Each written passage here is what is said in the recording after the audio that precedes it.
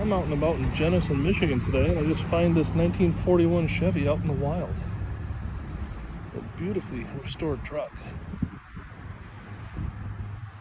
I don't know if we'll be able to see anything on the inside or not, but everybody seems to want the little half tons. I get it, they are more convenient to drive. But it's these bigger industrial trucks, these work trucks that actually built this country. And they're just as much fun to take out on a cruise.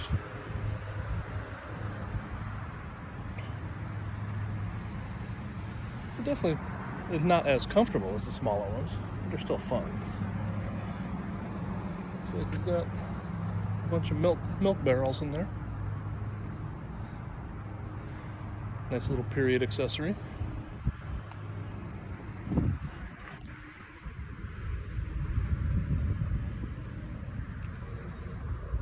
But nice to see something like this just out in the wild. Gotta love this.